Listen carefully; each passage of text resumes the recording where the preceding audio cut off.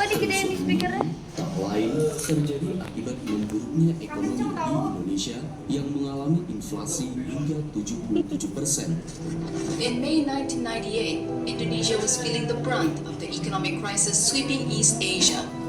As rising unemployment and inflation created widespread hardship, disaffection rose at the Indonesian government's ineffectual policies and rampant corruption. Oleh karenanya, sejak tanggal 18 Mei 1998, ribuan aktivis dan mahasiswa menduduki kantor MPR DPR dengan tujuan menuntut Presiden Soeharto agar mengundurkan diri dari jabatannya. Dan pada tanggal 21 Mei 1998, Presiden Soeharto mengundurkan diri sebagai Presiden Republik Indonesia. Alhasil, mundurnya Soeharto ini disambut gembira oleh para aktivis dan mahasiswa. Saya memutuskan untuk menyatakan berhenti dari jabatan saya sebagai Presiden Republik Indonesia. Terlepas dari berbagai kontroversinya, pemerintahan Orde Baru yang dipimpin oleh Soeharto dinilai mampu mengatasi berbagai masalah yang lahir sejak pemerintahan Saya, Bu. Makasih Bu Haji. keamanan hingga ekonomi. Bahkan Indonesia kala itu dijuluki sebagai macan Asia. Video ini merupakan video episode pertama dari dua seri yang hendak membahas sisi gemilang di masa Orde Baru, terlebih sisi kegemparan Orde Baru Bukan dari situ lah, ngerekamnya dari sini. pada tahun Di atas nih. 1998. Nanti kita juga ya.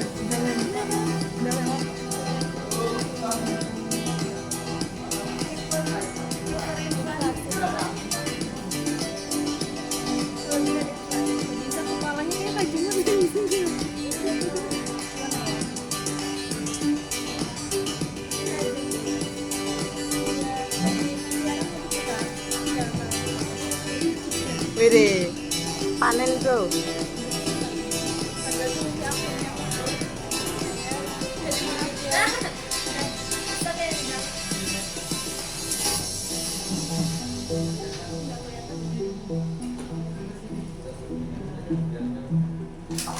Orde Baru itu setelah Soeharto.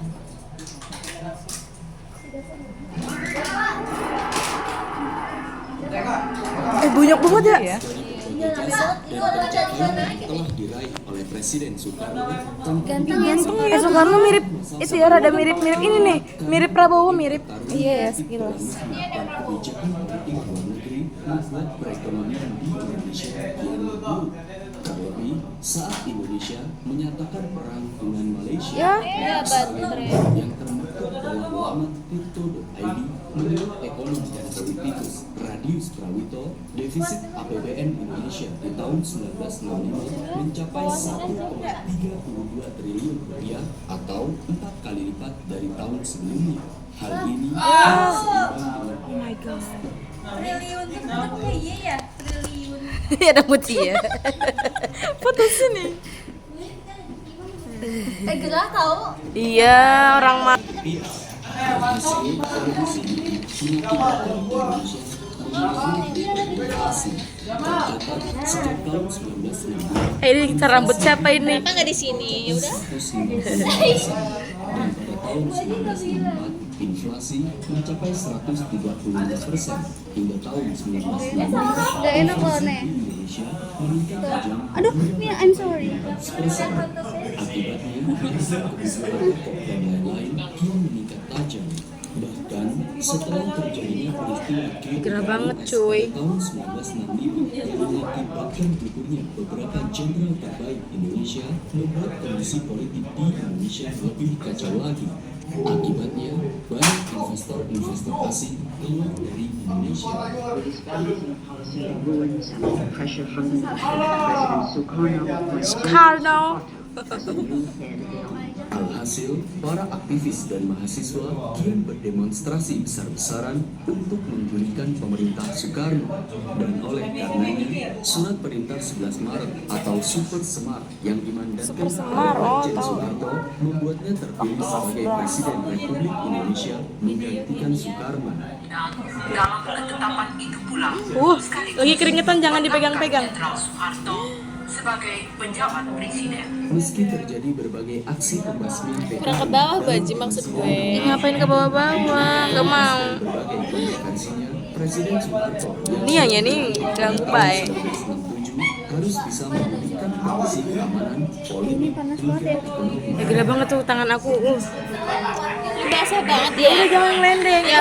Gerah cok. Gerah aku kalau ngelendeng nambah gede. Ini yang berisik ya.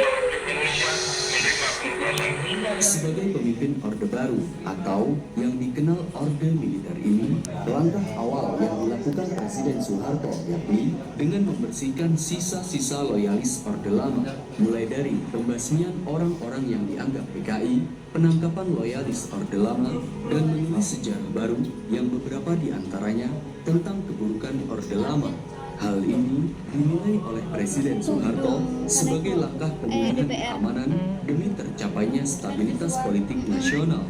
Hanya saja, kebijakan ini dinilai sebagai catatan sejarah kelam di masa awal Orde Baru.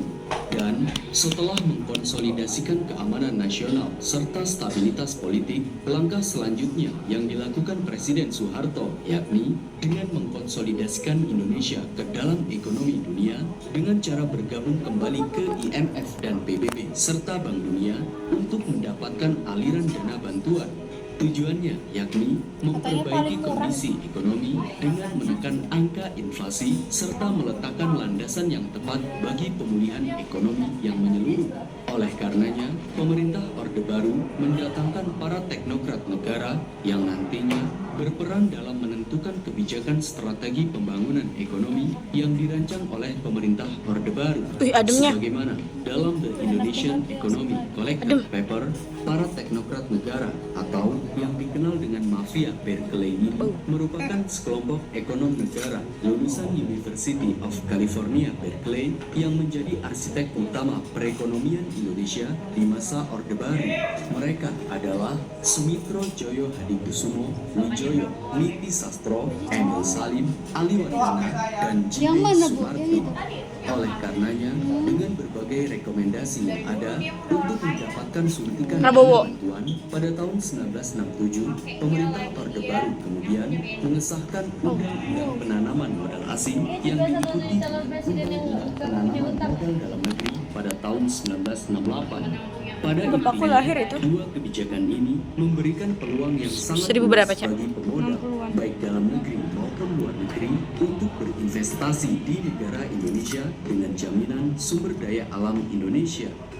Alhasil, sebagaimana dalam situasi politik dan ekonomi pada awal pemerintahan Orde Baru, inflasi yang mencapai 600% di masa Orde Lama dapat ditekan hingga menjadi 60%. Selain itu, untuk memperlancar pinjaman dana dari luar negeri, dibentuklah Intergovernmental Group on Indonesia atau IGGI yang terdiri dari Anjun, negara double G. maju, termasuk IMF dan GG. Bank. Sehingga perekonomian Indonesia Kalau tumbuh Bu hingga Misning mencapai langsung malah itu 60%. IGGI. Iya.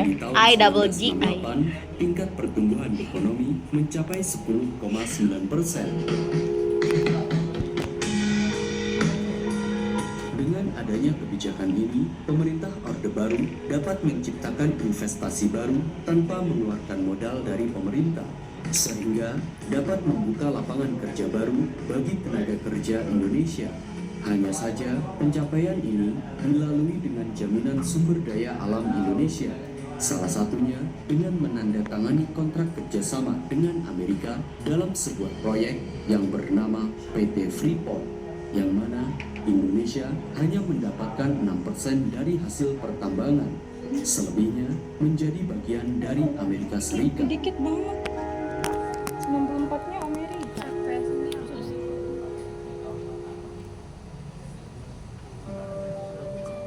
1973, Indonesia menjadi Yang ini salah mamaku satu negara lahir. yang dikenal sebagai Raja Minyak karena di tahun Kok itu juga 93? saat 73, Indonesia bergabung 71. dengan Organization of Petroleum Exporting Countries atau OPEC, Indonesia Iya, aku juga. menguntungkan dalam produksi minyak dengan kenaikan harga yang tinggi dalam pasar internasional. Karena kala itu OPEC memotong ekspornya dengan drastis, Bahkan, saat terjadinya revolusi Iran pada tahun 1977 hingga tahun 1978, kenaikan harga minyak meningkat tajam seiring dengan naiknya ekspor di tingkat internasional. Dengan pencapaian yang telah diraih,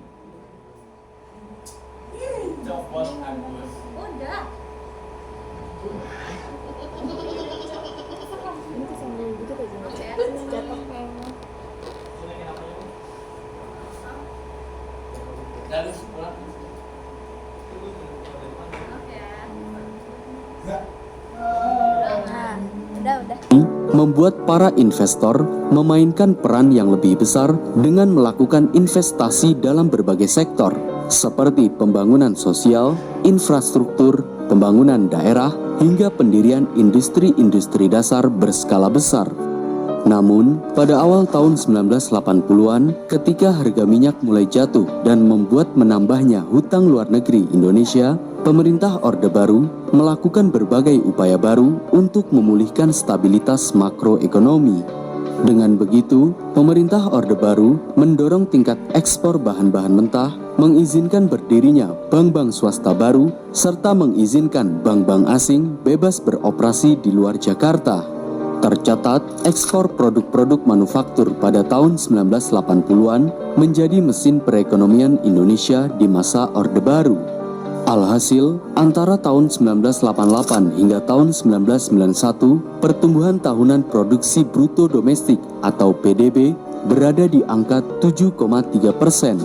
Juga pemerintah dituntut agar segera mengambil tindakan tegas tanpa pandang bulu terhadap para koruptor yang merugikan negara dan masyarakat. Peningkatan investasi yang semula 5% dinaikkan menjadi 20% juga menjadi suatu masalah bagi negara Indonesia.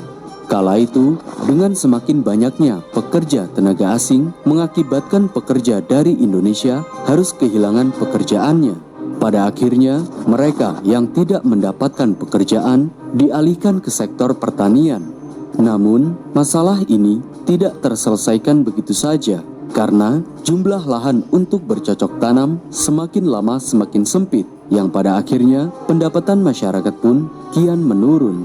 Hal inilah yang membuat terjadinya peristiwa Malapetaka 15 Januari atau Malari tahun 1974. Yang mana peristiwa ini bermula karena tuntutan para demonstran untuk memberhentikan investasi asing dan tenaga kerja dari luar negeri.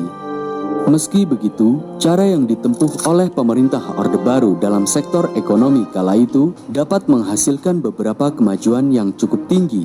Dalam hal pendapatan per kapita pada tahun 1969 misalnya, ketika awal Repelita atau rencana pembangunan 5 tahun, pendapatan per kapita masyarakat hanya sekitar 20.000 per tahun. Dan setelah berbagai gebrakan pemerintah Orde Baru hingga tahun 1990-an atau sebelum terjadinya inflasi, pendapatan per kapita masyarakat mendekati angka 2,7 juta per tahun.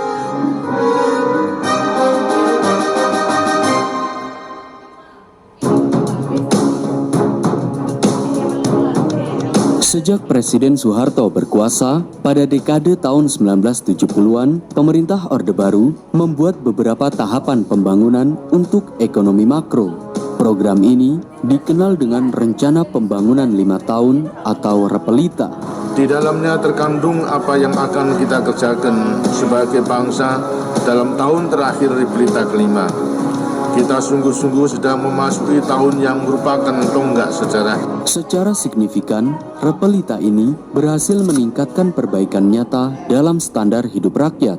Tercatat, sejak tahun 1969 atau dalam tahap Repelita 1, pemerintah Orde Baru menciptakan landasan yang berfokus pada rehabilitasi prasarana penting, pengembangan iklim usaha, dan investasi. Selain itu, dalam tahapan Repelita kedua dan Repelita ketiga antara tahun 1974 hingga tahun 1984, pemerintah Orde Baru berfokus pada pencapaian pertumbuhan ekonomi, stabilitas nasional, dan pemerataan pembangunan dengan penekanan pada sektor pertanian dan industri yang mengelola bahan mentah menjadi bahan baku. Dan pada tahun 1984 hingga tahun 1994, pemerintah Orde Baru memunculkan Repelita keempat dan Repelita kelima dengan tujuan untuk mempertahankan kemajuan di sektor pertanian dan industri.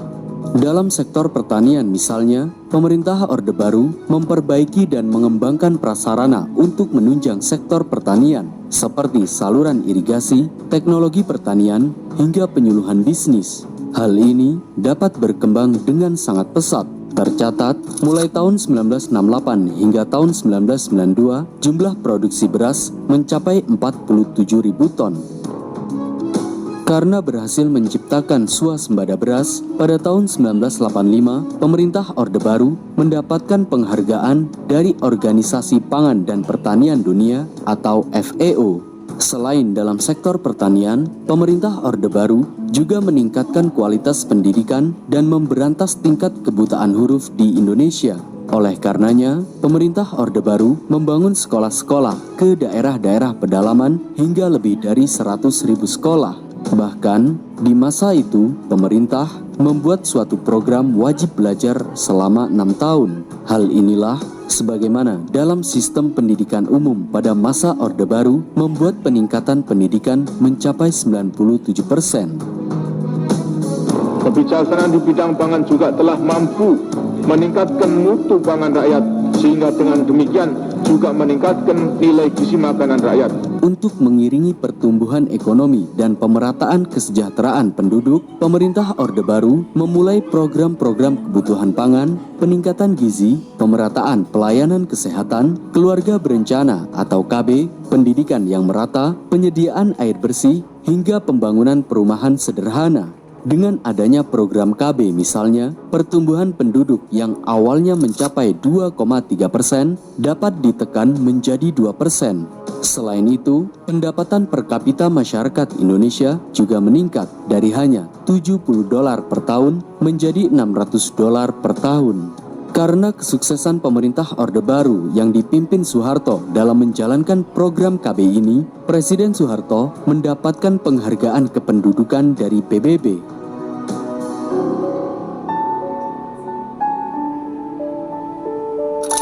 Berbagai pencapaian yang telah diraih dan dipertahankan selama lebih dari 20 tahun, pemerintah Orde Baru kian tersorot dan mendapat julukan sebagai macan Asia. Namun, berbagai pencapaian yang telah diraih oleh pemerintah Orde Baru yang dipimpin Presiden Soeharto ini menyimpan berbagai catatan hitam hingga catatan kelam.